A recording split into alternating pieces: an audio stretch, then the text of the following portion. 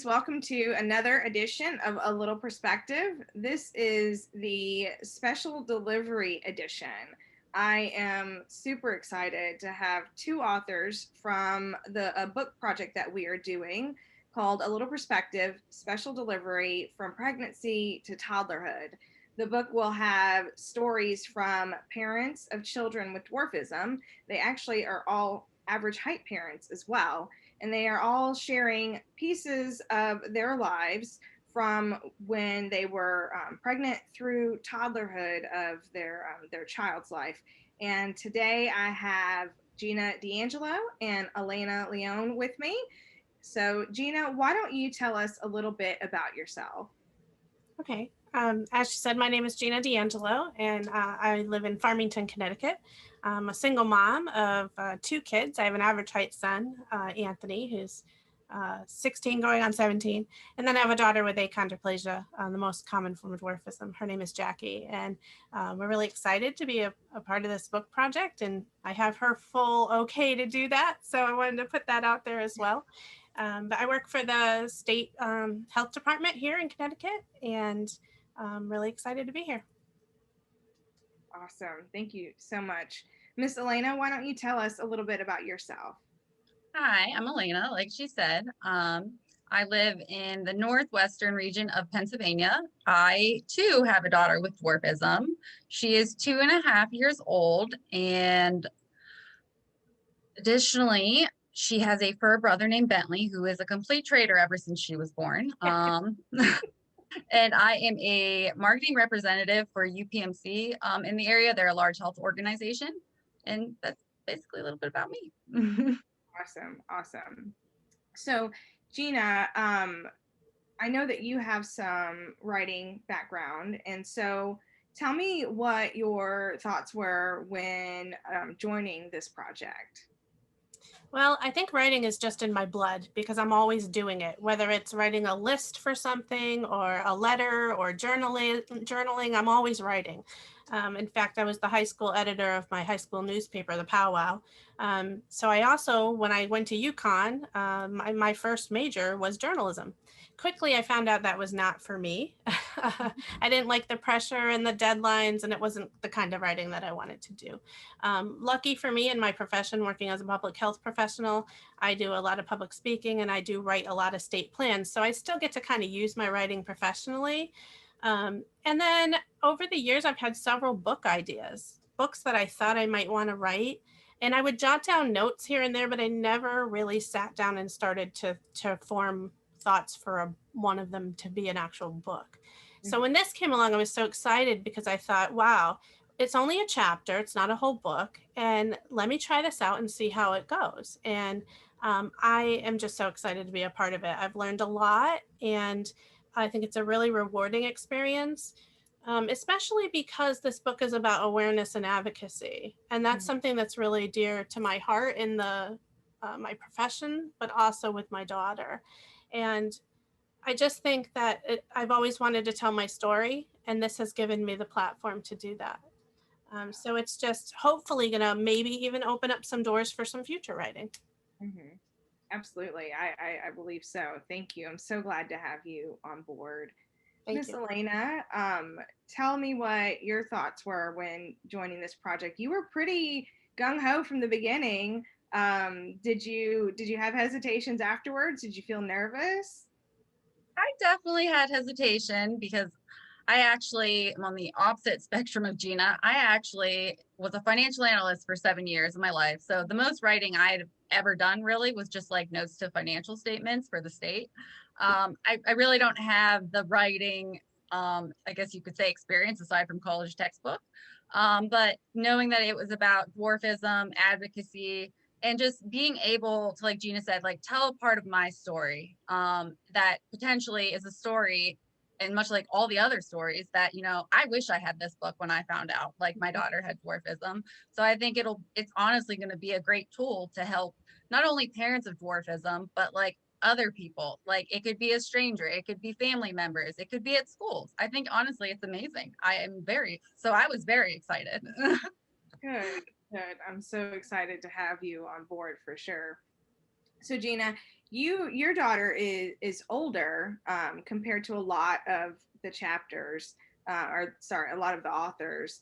A lot of them are younger or are currently in the toddlerhood phase. So, how did it feel revisiting that time period when when you were writing your chapter?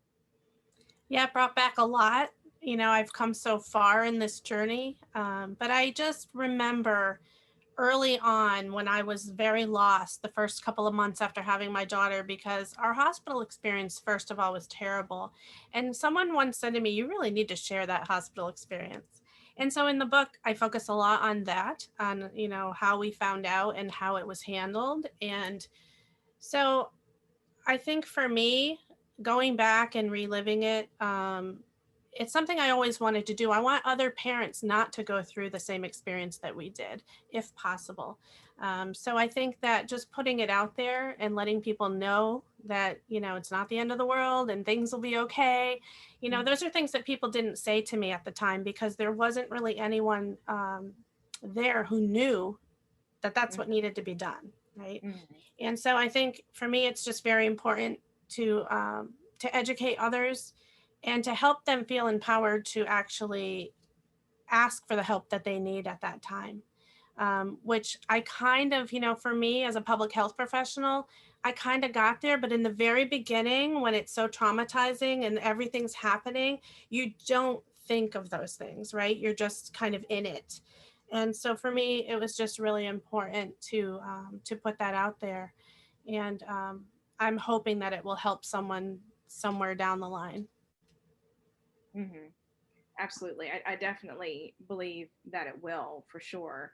Um, did you feel did you feel like you were reliving it when you were writing it, or did you just feel like you were more so reflecting on it? I think for me, because my daughter's 12, it was more so of a reflection, because I really was looking at pregnancy through toddlerhood, but we've been through so much more. And it led me to think, gosh, I could write an entire book on everything that we've been through Mm-hmm. since. And maybe there'll be a sequel, who knows? But so Mm-hmm. really for me, Mm-hmm. it was a lot of reflecting. Um, but again, it was also an opportunity for me to really think about and put out there all the help that I did have. So there were some resources, but they just weren't readily available, and they kind of had to be found. So there were definitely people Mm-hmm. that I talk about in the book who led me to, different resources and um, people who are now a very important part of my life. It opened it up a whole Mm-hmm. new world to us. This little people community is amazing, and it's really enriched our lives in so Mm-hmm. many ways. Yeah, yeah, that's amazing. Alaina, I know that your daughter is one of the younger ones of the group, and so and your story is very emotional. So when you were writing that, did you feel like you were in a sense processing it because it's kind of fresh and not so distanced, or did you just feel like you were just kind of telling the story? You kind of like, I feel like are hitting the nail on the top of the head. If I'm being honest with you, I'm actually curious to read how Gina writes versus me, like, or like how her story is compared to mine, because I am like, my child is 2.5 years old. This isn't something that happened like a decade ago. So I do feel a lot more emotions. I mean, people say to like read out loud like what you wrote, and it's like I get to a point where it's like I can't read out loud because it's like I start to cry. It's like I break, I crumble. It's fresh and it's real. I mean, do I dwell on it? No, but it was a hard, I mean, it wasn't, well, not, it was just a hard, unique, difficult time. I mean, at one point, I mean, I think Mm-hmm. we can all say we've all struggled with things, and you know, it's not easy. It definitely is more fresh. It's definitely more real. Like, not to say that no one's story is real or anything, but like, I look forward to when I am at Gina's point where it's like I reflect, and I look forward to that. Yeah, Mm-hmm. yeah, yeah, and that's 100% valid, and even we have a partner book with little ladies, and so that book is stories of from women with dwarfism, and so even they are telling some stories that aren't 2 years ago, that aren't 10 years ago, um, that and they're processing, and it's emotional because it is still something that's so personal. So I really appreciate you guys sharing such a personal story in order to bring advocacy. This book just happens to be full of average height parents. 80% of children with dwarfism are born to average height parents. Every single time I say that statistic, it blows my mind every time. I don't think I will ever be like not blown away by that. And so, but I think in a sense, this book will be great because the majority of parents could use it. I'm a little person, my mom is a little person, my girls are little. Like, we didn't have the shock and the trauma and the struggle in some of the senses that some of the average height parents did, especially with diagnosis. So tell me a little bit, Gina, about how it felt to find out that she was a little person, and not necessarily in the way that you found out, but just in the end, after you kind of process that, just kind of like reflecting on, so this is just so random and my daughter is a little person. How did that feel, and how did you feel for her Right. when you kind of settled with those thoughts? So it was interesting because I didn't even know it was possible to have a dwarf as a child. Like, I didn't know that was a thing. And this is going to sound every time I say this, I feel terrible, but I didn't know any little people, like real ones. Okay. So my frame of reference was nothing. And my daughter is the only little person in our town, like the only. So for me, it was difficult. You worry a lot, about when you have a child with any kind of difference, right? Or especially one where they're going to be the only one in town. You worry about what their future holds. Will they be teased? What kind of problems will she have? And the person who told us about her dwarfism didn't know anything about it themselves. So, I think they Mhm. told us that she could have some severe orthopedic issues. Well, what does that mean? So when you're given news, but you're not really, given it in a way that's helpful and you don't know what it means, it's terrifying, and so along with Mhm. the normal postpartum depression, then you've got this situational depression and you don't really know what to do or how to handle it. And there really weren't a lot of dwarfism experts around where I live. So, you're kind of just Mhm. stuck in this like hole and nobody really knows what to say or how to help you. And so it's a really hard time. I think I probably spent about 2 months in this really scared, depressed, sad phase. And Mhm. when I look back on it now, I almost feel silly, but it was real. It was really hard. Absolutely. Mhm. Mhm. Yeah, it's easy to look back and see, like, in hindsight, that it's all okay, but at the time, you had no idea how to process it because it was such a new thing. And it's certainly not your fault that you didn't know any little people, just kind of how it worked out. Mhm. um so, and I just lost my train of thought, oh my goodness. um but when I completely lost my train of thought. Hold on. That never happens. Oh, I got it now. Sorry. Um, and one thing that I've talked to several moms and even family members. I've had aunts reach out to me and say, "Hey, my sister just had a baby and she's achondroplasia. I'd love to talk with you." And of course, I'm more than happy to. And I try to remind them that it's okay to feel upset and to be sad, because as parents we all want what's best for our kids. And of course you get to a point where you move past that, but initially when you have a child and you find out that they could possibly face all of these struggles, and especially when you're speaking with someone who doesn't actually know and can't give you real information, the fear factor is there. And so it's okay to be sad that this is happening to you and your child, but you move past that, and then you start to see what a beautiful life it is.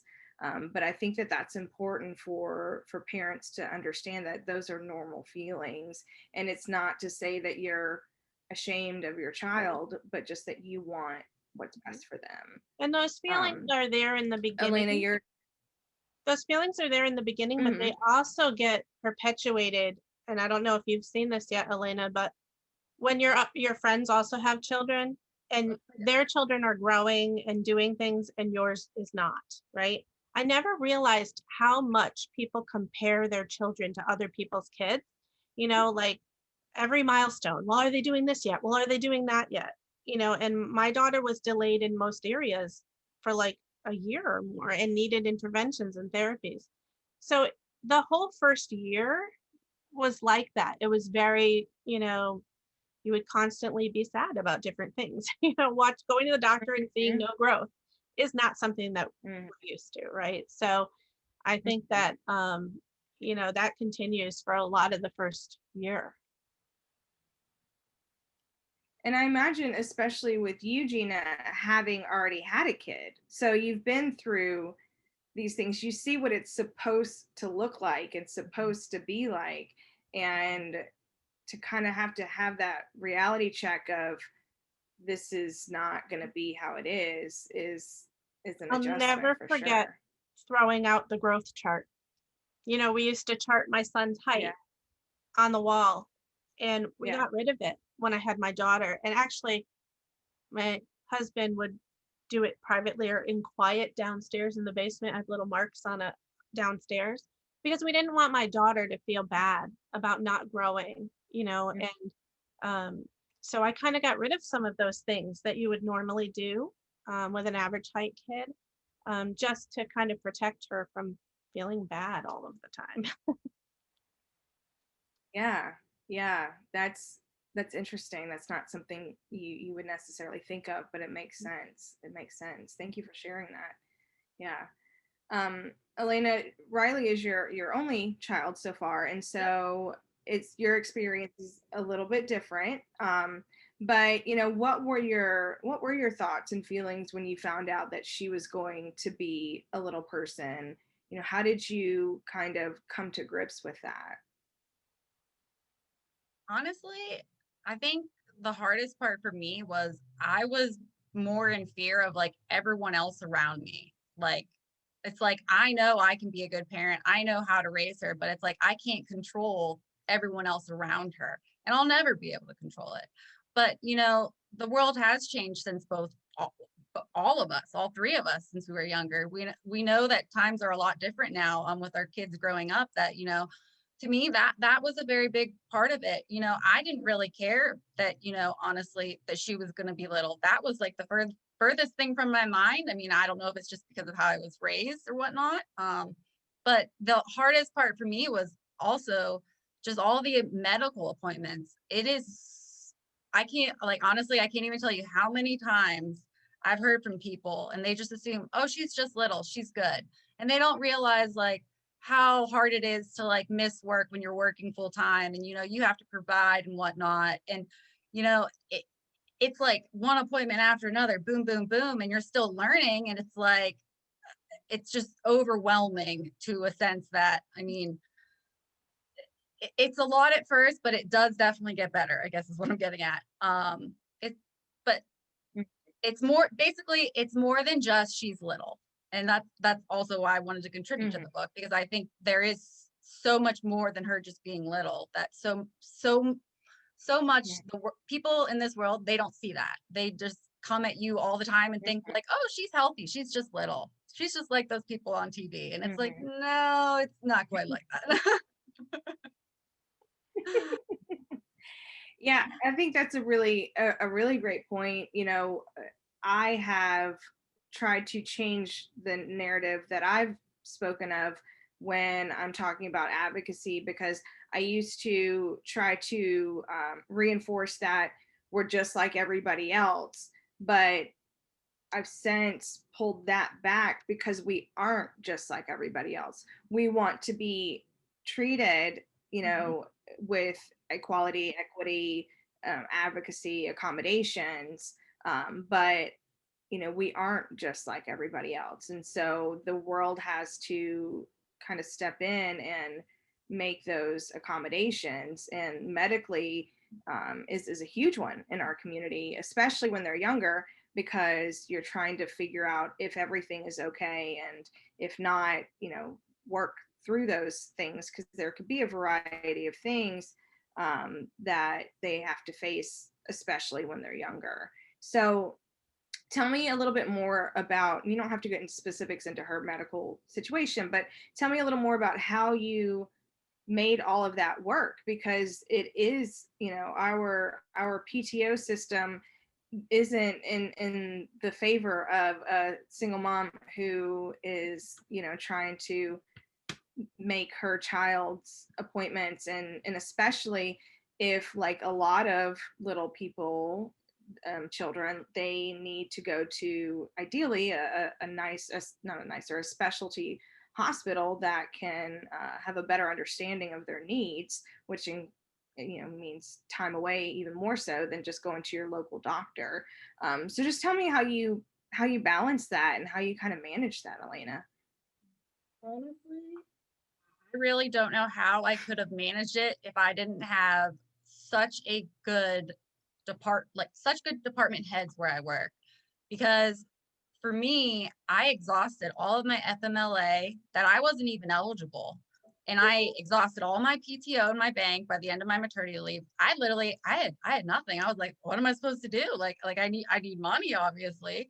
But if it wasn't for, the people that I worked with, I mean, I don't know how I would have ever managed. And I'm just so thankful to this day how accommodating they were. They definitely helped me manage my schedule and were super understanding the entire time. But it was definitely hard. I mean, I definitely had to juggle work in a sense where it's like some nights I was working instead of, doing other things. But I definitely am very thankful and grateful for the company that I work for. Because they've honestly been great. Because like I said, I wasn't even eligible for FMLA. Wow. Mm-hmm. Yeah. It was a little scary, but thankfully everything worked out. Yeah, no, that's incredible. I'm so glad that you had that. Not everybody does, so that's beautiful. I'm so glad. I was fortunate because Jackie has 9 different physicians. And luckily, I do have FMLA that I can use. But I never had time in the bank either. When you said that, that rang a bell. Like I'm constantly, anytime I take off is for her medical. And I would literally have like no time saved up, vacation or sick, because I have to use it. And I was very fortunate too. During her last hospital stay, was supposed to be 3 to 5 days. It ended up being 45 days. And luckily, Oh, wow. my coworkers donated time to me. And without that, I wouldn't have been able to be by her side in the hospital. So, it is a struggle, especially as a single mom, when you don't have that backup at home, trying to manage working and feel like you need to be there and support your family, but also be there for your child. It's really tough, So I do feel blessed and fortunate too that luckily it worked out for me. I'm sure there's a lot of other folks out there that had it much harder. Yeah, I can definitely relate to the no PTO in the bank. I mean, there was never like, let's go on vacation, because the PTO was never used Never for did. anything fun. Yeah. So, it is a struggle. There are a lot of complications that come and during the younger years, but also throughout, the different things.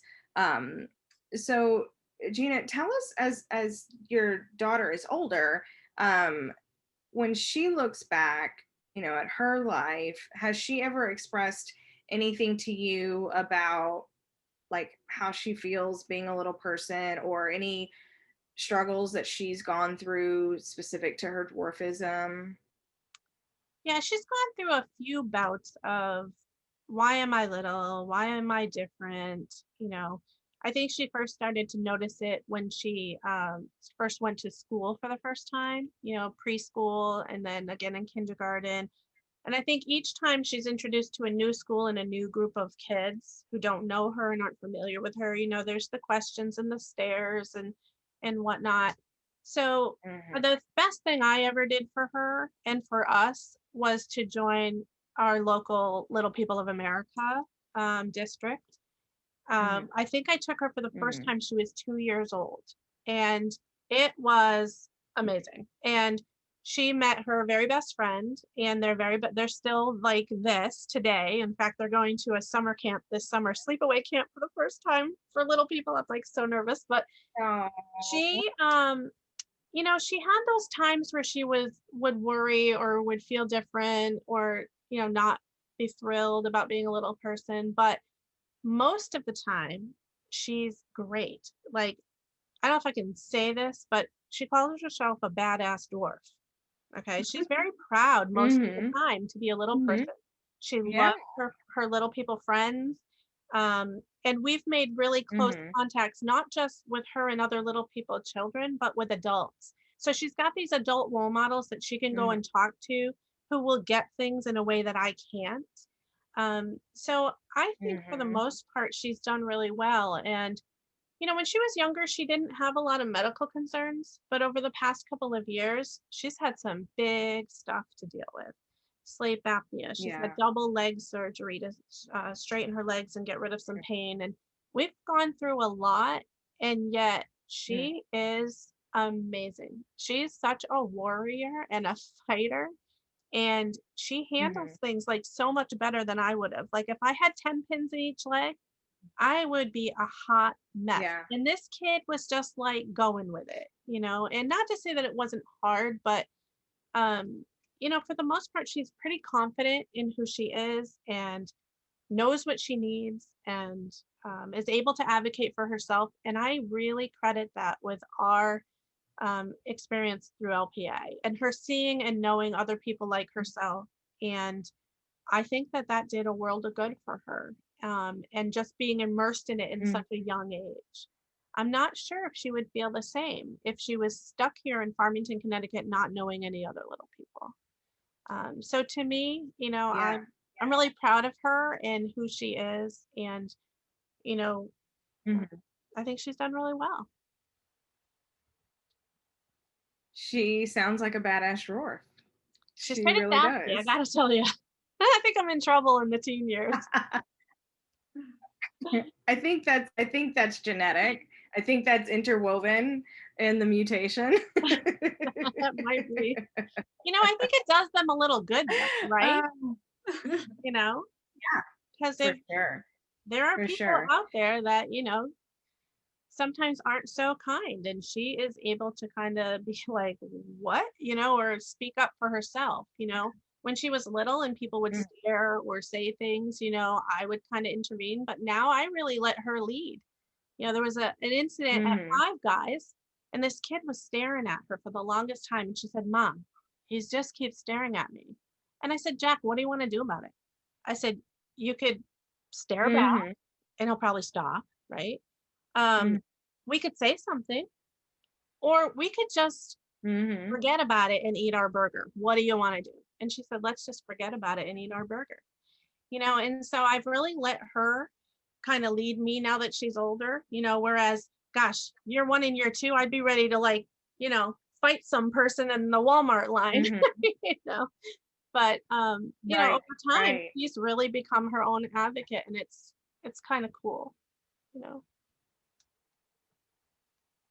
Do you remember one of the first times that she started to self-advocate? Do you have any stories from that? Yeah. So I remember one time at the elementary school, of course, she's half the size of all the kids there, right? And I remember walking in, and this one girl said, oh, look at the little baby. And she went, I am not a baby. I am older than you. And the girl was just like, oh my gosh, And it's funny because it still happens today. Like we were at my brother's campground yesterday, and this kid was walking by, and he looked at me and he goes, "How old is she?" And I said 12, and we just kept walking, you know? I mean, and I don't mind so Mhm. much when people have a question that's coming from like a natural curiosity. If it's not in like a mean-spirited way, we just answer it and move on, Mhm. you know? Right, Um, right. but you know, you will have those incidences where people say some really bad things. You know, we've had that Mhm. happen too. Mhm. And you know, I handle things on a case by case basis depending on kind Yeah, of my mood that day and how much I want to engage or not engage. I hear that. I understand that completely. I think it's incredible that you do encourage her to advocate for herself. I'm a huge proponent of that. I think it's very, very important because, you know, eventually they'll be out there and the world is not genuinely generally kind. You know, there's some ugliness out there, and so you want them to be able to feel empowered to handle that in the way that they feel most comfortable. And I won't always be there, you know. Right, So it's right. important. It's important. Yeah. And also at this age, you'll find out, Alaina, that everything mom does is embarrassing. So I kind of let her speak up now because, you know, I'm just the embarrasser. Me singing in the dining room is embarrassing Oh to my yeah. 12-year-old. I'm like, nobody can hear me. Alaina, how do you handle the stares, the questions, the rude comments? You know, what do you have a mama bear gur, or are you a Mhm. little bit more, you know, reserved? How do you handle those situations? Honestly, it really just kind of depends on like the context and the person, because you can always tell when someone's genuinely curious, or they're just, no offense, Mhm. being an a-hole. um so I mean, Mhm. so I mean, I try to like be short, sweet, educate, advocate, and if they ask me questions that want to know more and they're sincere, I mean, I happily tell them. um I don't really, I'll be honest, not to like trace back to the TV shows, but I can just say, like, I can remember the one time, like, it was someone at Walmart, like one of the associates, they like were so set on talking about these little people TV shows. And it was like, I don't want my daughter like seeing me talking about these TV shows that somehow I'm twisting the conversation to somehow now we're talking about how expensive cable is. Like, I am just the Mhm. type of person where it's like, I don't want like my daughter to be like the center of attention 24/7. I guess you could say, just because she is different. Yeah. But I do much of what Gina said. I mean, I definitely felt a lot of that, because I will be honest, I think part of the hardest about like the beginning years is like your child isn't an advocate yet. And Mhm. even my sister, my daughter's aunt, she had said to me after like my daughter got admitted to RSV, and I was just like so exhausted at this point. It was like such an unexpected, inpatient visit. And my sister said to me, there is going to be a day where Riley's going to be her own advocate. You're not always going to have to do it. It's going to get better. And it was like, it felt like such a relief that it was like, I never thought of that. But Mhm. as it's just, I look forward to the day basically my daughter is her own advocate, and everything that Gina's saying. And I do believe, getting connected with Little People of America made things so much better, at least Yeah. for me. Because you do feel lost. Like, what am I supposed to be doing? No one can relate to you. You have other parents to average height kids trying to tell you what to do, and it's like, well, they don't know anything. So to me, the best thing was honestly, connecting with Little People of America. Before my daughter actually even turned one, she actually got a picture with little people in the area, because there was a bill signed, Nice. that I actually got to take her, and her first picture with little people was before the age of one. And I never would have thought that would have happened, but it's good to have. And I can't wait to show her that picture. I can't wait till hopefully she reads the book someday too. Because she Yeah. didn't actually get to give me the blessing to write. I just wrote. Right. Yeah. Yeah. Yeah. So, Alaina, is your daughter in preschool, I assume? Or No, not daycare? yet. Yeah. I'm looking at that in the future. Yeah. Okay. So she stay, she doesn't have a huge exposure to other kids where they have to adjust to her being different. Not quite yet. And well, that's where I kind of like, I hate this whole COVID-19 because, you know, it really puts barriers in the way. Like my child's on a wait list for like forever, I feel like. Yeah. You know, Yeah.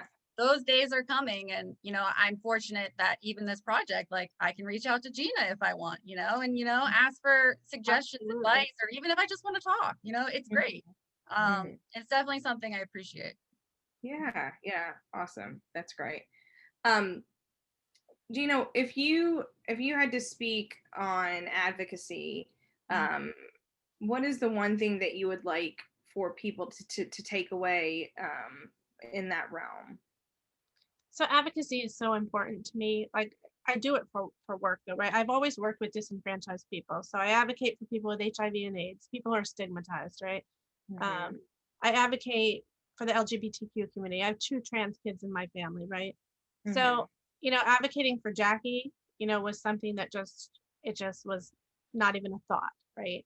The only thing I want to say is that I am a strong believer, though, in advocating that she has equal access, the same access as all the other kids, but I do not want people over accommodating her. Mm-hmm. And I have not over accommodated my home. Okay, so yes, we have step stools and light switch extenders and things to make her life a little bit easier.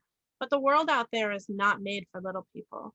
And Mm-hmm. so, and I think it's important that you advocate, but that you don't over accommodate them as well. So I'm very fortunate that the school system here that we have, I have only had to ask once for anything that I wanted or needed. And they have done everything from demoing bathrooms to you name it. Yeah. And I feel very fortunate because I know a lot of fellow parents of little people have really had to fight to Mm-hmm. get those accommodations in place. But under the law, if you can get a 504 plan or a IEP plan for learning, there's a lot that our children, achondroplasia and lots of other forms of dwarfism, they're automatically entitled to Mm-hmm. have these things done for them. And so again, I think it may require different levels of advocacy depending on where you live. Mm-hmm.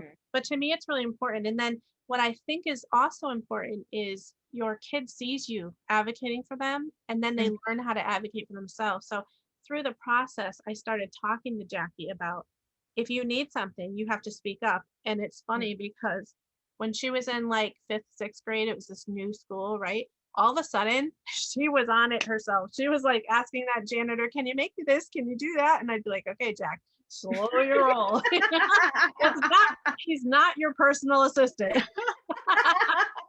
But it's good because then you have this sense of, as a parent, that A, you've taught your child something, but B, they're going to be okay without you, that they can ask for what they need. So in the beginning, she wasn't, she was timid and afraid to ask for things, like I think in lower elementary grades. But as the years went on, she got pretty good at saying what she needs. Yeah.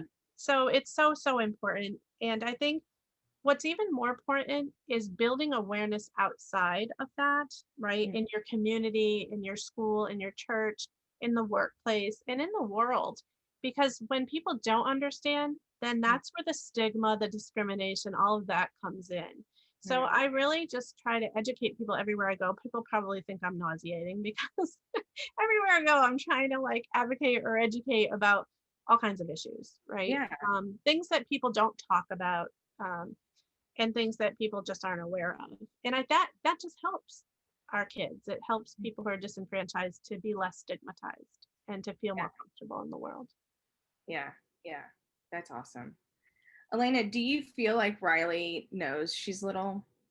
No, not yet. So I have not come to that hurdle. I can feel it approaching as she's, starting to talk more and whatnot. Because she does go to a sitter, and the kid's the same age as her, double the size, and it's like it'll be coming, I'm sure, sooner than later, I'm sure. Yeah. Yeah. Yeah. So both of my girls are Acon, and my oldest, I feel like she's just kind of always been aware. Like we never really had a breakthrough chat about it or anything like that. And then my youngest, she's 7, and I think she's like just now really starting to come to grips with it. We've had a lot of conversation, and it's funny to me because my mom's little, my sister was little, I'm little, her older sister is little. Like, she is surrounded by little people, but insists that she's going to be tall like her brother. And so it's just funny how different, kids are just different. They have their own personalities and lives and such. And so it'll be interesting, Alaina, when she gets to come to grips with that, to kind of figure out like, okay, I'm different. There's some great books. I think I'm Just Small, That's All was awesome for Jackie. In the preschool, it's really written for preschoolers. In fact, I went into her preschool and read it to the class, and it was great because the kids just had these questions. And I think as soon as we were done, it was like, oh, now she's just Jackie. Like they just needed to know why. Like, why is she little? And it really helped, I think. And that book, the school purchased that book, and it followed her for several years until it was kind of like, too low of a level for the kids anymore. And they would read it at each class. It would follow her to the next class, which I think was fantastic.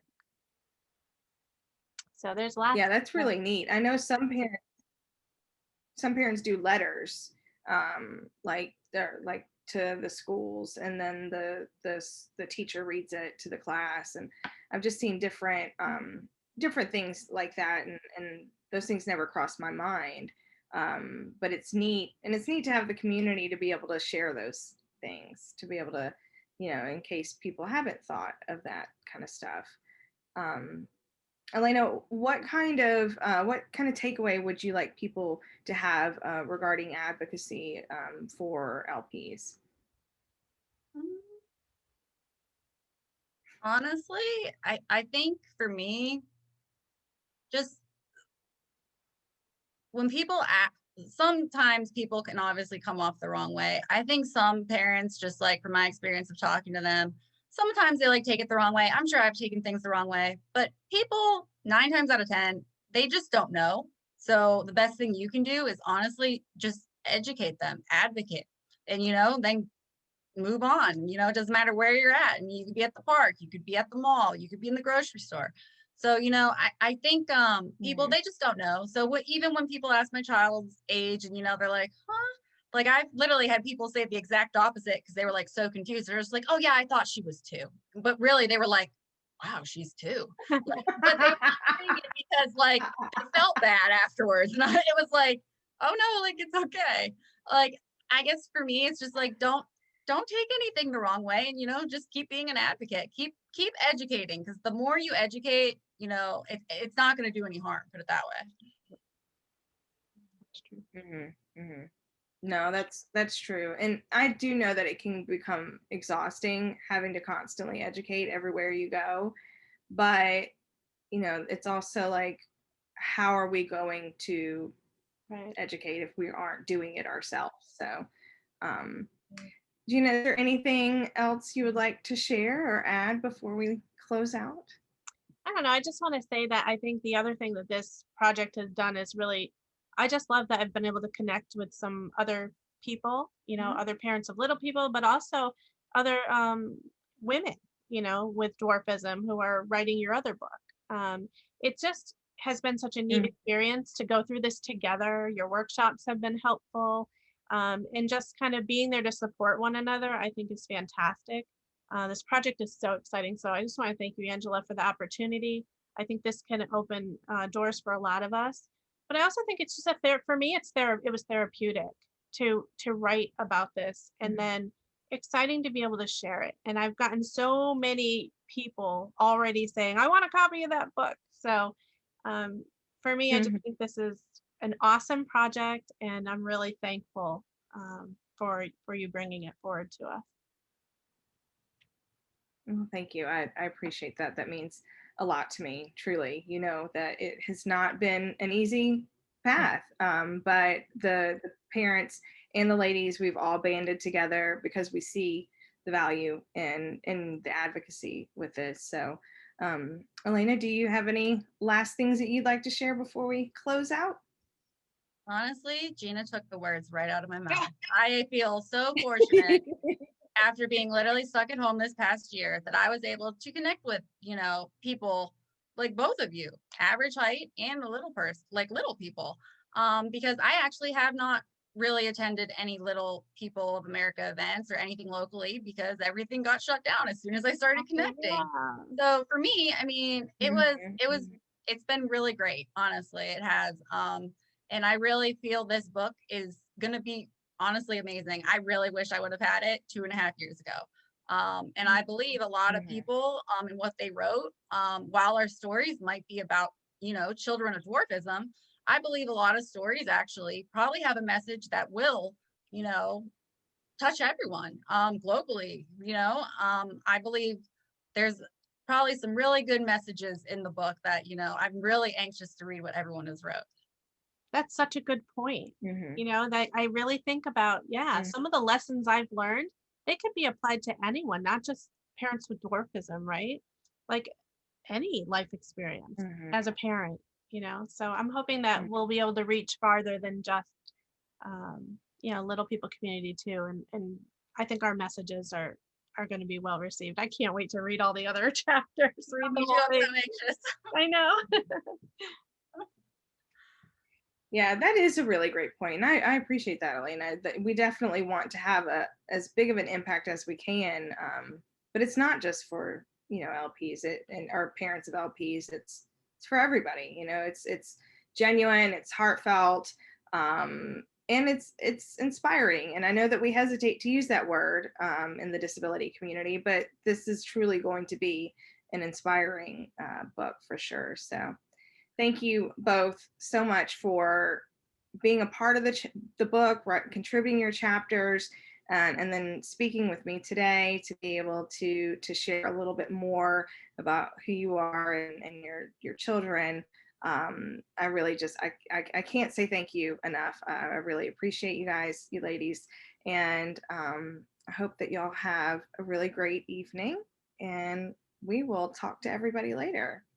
Thank you for having us. Thank you.